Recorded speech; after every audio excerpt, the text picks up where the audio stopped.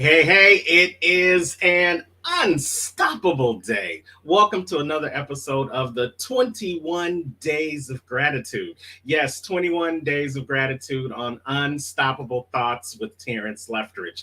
That would be me, your host. For the next 21 days, we're coming together to create an attitude of gratitude around your city, around your state, around your country, and around the world. Because we know with an attitude of gratitude, the blessings will continue to flow and everything becomes possible. So we are in day 7. I'm running out of fingers. Day 7 of the 21 days of gratitude. And we've got another special guest today, a trusted advisor and a good friend of mine. She is the founder of the Becoming the Best You movement. Well, we like to call her the professor because she's always dropping nuggets that is going to educate you as well as entertain you. But she's got this powerful movement spawn out of some personal tragedy that she's gone through in her life, but she has risen from the ashes like a phoenix, and she's going to share her gratitude story this morning. So let's welcome to the Unstoppable Thoughts stage my good friend, Brenda Ringwood. Good morning, Brenda. How are you? I am absolutely fabulous. How about you?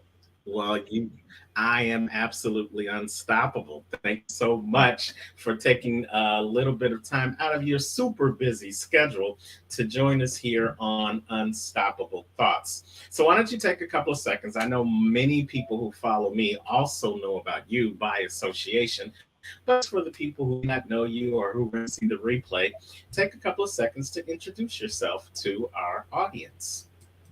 Well, my name is Brenda Ringwood. I am the professor of change, and I believe that people can change if they want to, if they can change their mindset to grab the life that they want. And if you don't need to change, then good for you. But my guess is you need to change something because we can always be better every day that we live. And those the greater words have never been said. We all have that opportunity to change, and you have been professing that through your audience through this thing called the Becoming the Best You movement. There's the logo behind you, BTBY. What spawned that movement for you? And then we'll jump into your gratitude story today. What spawned it for me was I needed change. And I had just come out of being incarcerated and my health wasn't the best. I just went through a ton of surgeries and my mindset was telling me, you can't do this. People are gonna, you know, say, what'd you do? Or, do you know who she is? And all this negativity was going through my mind of what other people were gonna say if I decided to get back into speaking, to have a movement, or whatever it was that was going on. And I finally had to say no more. You have a value, you have a purpose. So let's do this. Everybody has the right to change if they want to. Everybody has the right to happiness. So I created a platform that did two things. It helped me to grow because it cost me hardly anything financially to start a free movement, but my time. But it made me be accountable. So it made me be accountable, which is what you teach on. And then it gave a place for others to go to get the help that they need.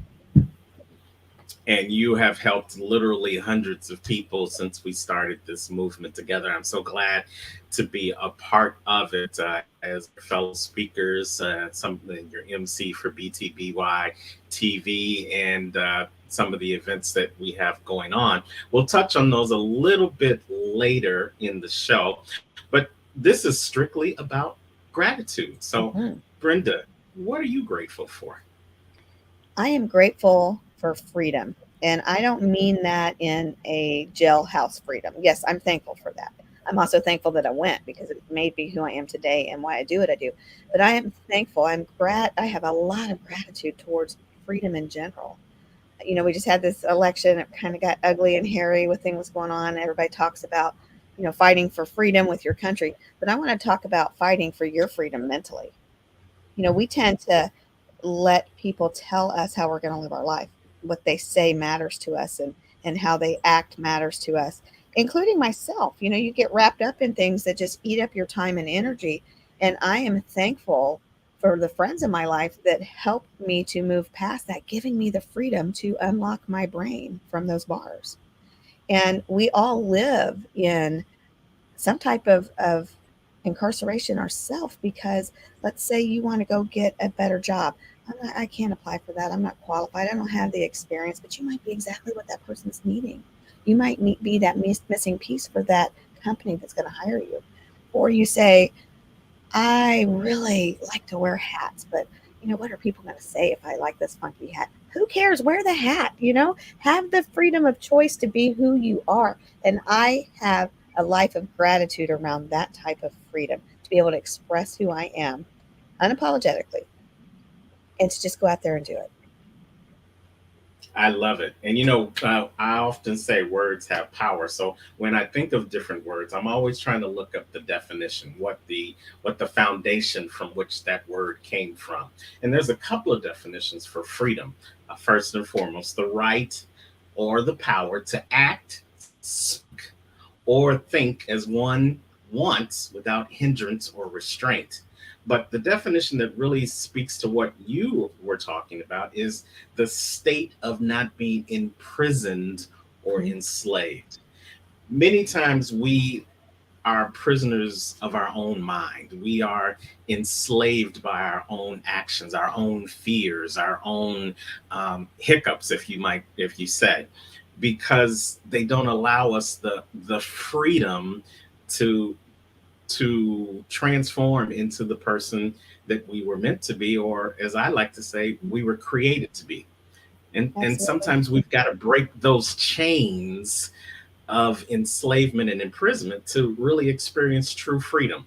So was that kind of like your story when you went through your imprisonment of the mind?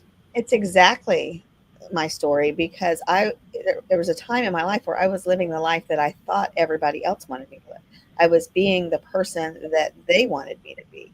And it wasn't even really that they wanted me to be that, but it's what I thought they wanted me to be. So I put limitations on myself. And when you don't live the life of freedom, you are limiting yourself as to what you could do because your mind is telling you you can't do that because of this, that this is the bars that keeps you from moving forward. And for me, I had to completely destroy those bars and recreate my mindset to let me have the life that I want. And I'm not talking about riches and fame and all these things that people think that they want. I'm talking about relationships, the job that you want, the happiness that's there, the quality of life. And when you have freedom, not only when you have freedom, when you have the gratitude of freedom, that you are thankful for that because you realize it is a blessing, it is a gift. Now you can start to live that life of freedom. Yes, freedom has been a buzzword for the last 1 to 2 years because of the lockdowns and the Mhm. pandemic and the restraints that were placed upon us, and the restraints we had to place upon ourselves just for our health and wealth and safety. But I think one of the things that grew out of that loss of freedom was we no longer took it for granted. It's easy to say I'm free when there's nothing impeding me from doing what I want to do. But let something get in the way, let some roadblock come in the way, let some obstacle overcome you, let somebody more powerful than you decide that you can't have such freedoms, and then it wells up to the forefront like a shaken Coke bottle, and it explodes. But I think, if nothing else, we no longer take for granted what freedom is. We no longer take for granted the privileges that we have, especially in this country that's considered one of the free countries in the world. What were you taking for granted that now you can really look at with a new set of eyes after you have found your freedom from prison as well as freedom from the prison of your mind? I would say I was taking the people that I loved and who loved me for granted. We tend to push them off. We tend to, we'll talk to them tomorrow. when we answer the phone when they call, we talk to them differently than we do somebody else. You could, I'm in a meeting. Somebody else calls, hey, let me call you right back. I'm in a meeting. We take for granted the relationships of those that we spend the most time with. And that puts strain on that relationship. Yeah, we tend to be more at home with the people that we live with, literally. But at the same time, how we respond to them affects that relationship. It also, I mean, just look at the battered wife. You might have this person that has so much talent, but she's getting beat on a regular basis. Her mindset is that she's not good enough and she deserves that beating because that's all she knows. That's what she lives. And that is what I'm talking about when we say that we take advantage of the situation at home. Because you can, just because you can do it doesn't mean that you should do it. Right. Absolutely. Everything that's good for you, everything that's good isn't good for you. I love that. And I love how you keep coming back to that prison of the mind, because when you're in mind prison, you think what is being given to you is what you deserve. Yep. But when you Yep. free your mind, you recognize that you have a choice. You have the choice to, you have the freedom to choose how you're going to live your life and in which direction you want to take your life. When you're in mind prison, you do what you're told to do. But when you have the freedom of mind, you get to choose who you listen to and who you follow and which way you want to go. And you've mentioned the word time a couple of times in our conversation. And a lot of people, since being locked down, have equated time freedom as something that is very important to them. Getting back that time so you can have that time with your family instead of being spending all your time at that prison called the job, getting more time so that you can focus on the things that are important to you instead of being enslaved by the gotta make the next dollar bill so that you can pay the rent and so that you can take care of your basic needs, so that you can have financial freedom along with time freedom. Those are things that we speak about when we talk about the BTBY movement, helping people become the best versions of themselves so that they can be better at time and so that they can have the best person show up for their family and their friends, so that they can be better at their finances, so that they can be the best person when it comes to helping the underserved populations that we work with. uh, Getting the freedom to be more, do more, and have more is something that we all aspire to. And those who have that freedom, I hope, just like you, they are grateful that they have it. What do you think That's about that? right. That is dead on point. What you talked about having the things too. Sometimes the things when we hear that we think of cars, the house, all things. But The to have material. yes, exactly. But sometimes that thing can be the relationships. And when you are living a life of gratitude, and it's funny because I'm speaking tonight at an event, and that's what we're talking about. But when you're living a life of gratitude, your wants and your desires also change. So for me, I don't need that expensive car. I don't even think about having that expensive car. My car that I have is perfectly fine for what I do, 35 miles to the gallon. It's got a lot of miles on it because I hit the road. But I'm thankful that I'm not wanting something better, that I'm happy with exactly where I am with what I have. Yeah, I could trade it in and get one, but that's not what I need. And I have the freedom of choice in that because let's face it, my old life I was going to get that expensive car for the image.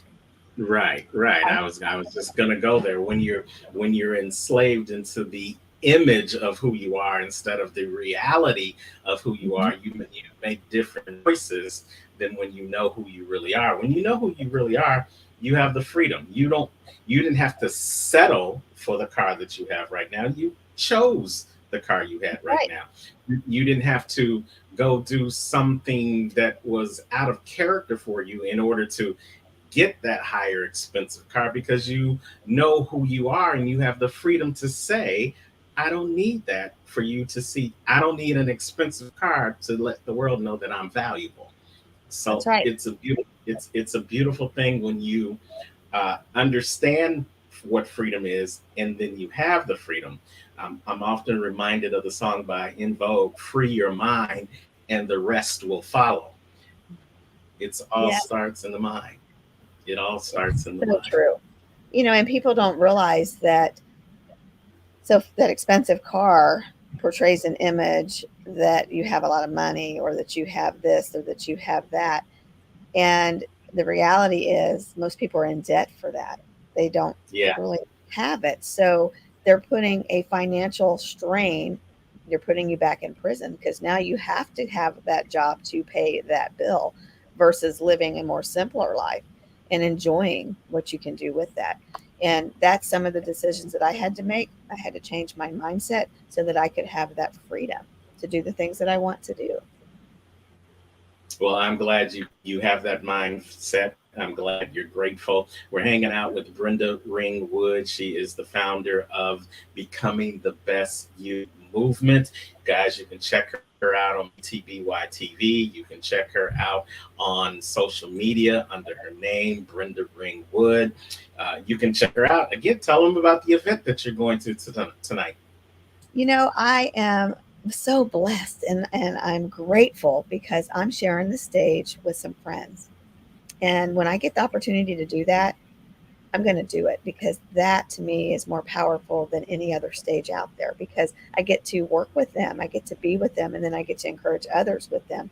And we have some people in our network that are some new speakers that are going to be there. This is going to be their debut speech. And I encourage that because you know what? We all have that start. We all started with the first one, right? So it is activate Yes. your power now. And Isabel Black does this with a couple other people, and it's all about activating your power within you. And it's at Meyer Boulevard, 63rd Meyer Boulevard at Unity Church, Southeast Kansas City, Missouri. It's not a church service. It is completely about living a life of gratitude tonight.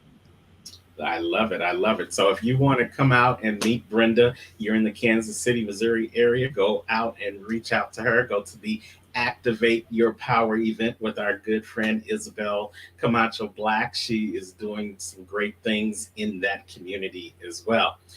Brenda, we have talked for hours, but we can't talk for hours on this show right now. So I appreciate you for being with us here on the 21 Days of Gratitude. You guys, you can reach out to Brenda.